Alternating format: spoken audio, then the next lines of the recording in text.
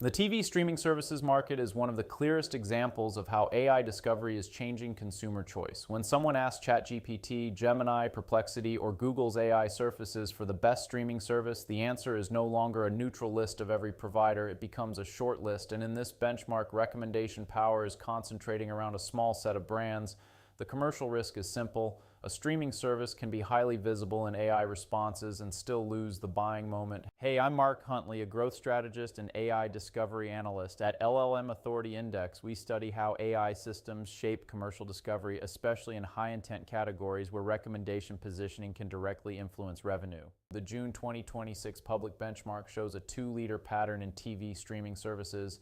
YouTube TV leads in recommendation coverage and top-ranked placements. It earned recommendation coverage of 24.3%, the highest top 3 rate, the highest rank 1 rate, and 0 negative mentions across the observations analyzed. Netflix, meanwhile, captured the highest total AI authority value at 1.57 million. It has broad presence across all 6 AI systems tested and strong rank 1 performance. So the category is not being evenly distributed across all major streaming names. AI systems are concentrating trust, ranking confidence, and shortlist power around a smaller group. That is the market shift executives should pay attention to. The most important lesson from this benchmark is the gap between being present and being selected. HBO Max is the clearest warning sign. It appears in 24.3% of AI observations, matching YouTube TV's presence rate, but its valid recommendation coverage is only 8.1%. Its top 3 rate is 4.6%, and its rank 1 rate is 1.9%.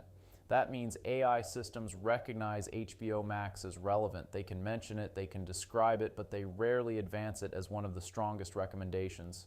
Peacock and Paramount Plus show similar patterns. They appear in roughly half of AI outputs, but rarely earn top 3 recommendation credit. For marketing leaders, this is where simple AI visibility reporting can be misleading. A dashboard may show that the brand is appearing frequently, but if the brand is not earning recommendation position in decision stage prompts, visibility is masking commercial weakness. The benchmark breaks the public data set into 3 prompt clusters: best streaming service discovery, streaming service comparison, and streaming service pricing and plans. Those clusters matter because they reflect different stages of buyer intent. In broad discovery prompts, AI answers shape the first mental shortlist. YouTube TV leads this cluster, with Netflix close behind. In comparison prompts, users are actively weighing options. This cluster has a higher buyer stage multiplier in the benchmark, and YouTube TV again leads in top 3 and rank 1 positioning. Then there is the pricing and plans cluster. This is the highest intent public cluster because users are much closer to making a subscription decision. YouTube TV leads here as well, with Hulu and Disney Plus also appearing prominently. For TV streaming services, winning generic visibility is useful. Winning pricing, comparison, and decision stage prompts is much more commercially meaningful.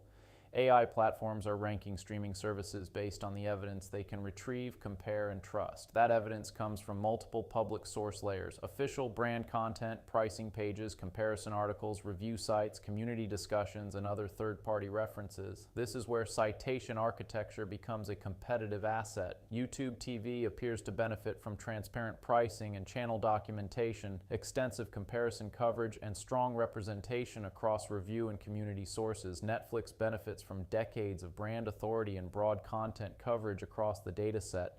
By contrast, some major brands are known entities, but they do not appear to have the same depth of structured evidence supporting confident top-ranked recommendations. AI systems can confirm that those brands exist. They can include them in the answer, but the systems have stronger public evidence for ranking other providers ahead of them. That is how recommendation compression happens. The strategic implication is that streaming brands need to measure more than mentions. They need to understand where they are recommended, where they are ranked, which prompts they win, which AI platforms under-recognize them, and which source layers are shaping the answer.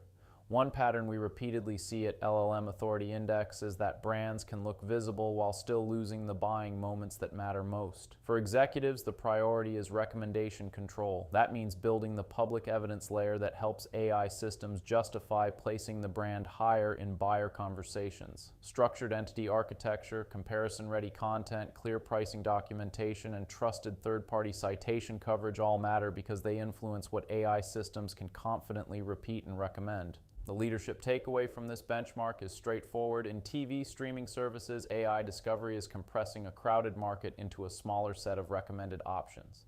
The brands that control those shortlists gain a structural advantage. The brands that only appear in the background remain exposed, even if consumers already know their names. The commercially important question is whether the brand gets chosen when buyers ask AI for help deciding. If you want to understand how AI is actually positioning your company in buyer conversations, that's exactly what we analyze at LLM Authority Index.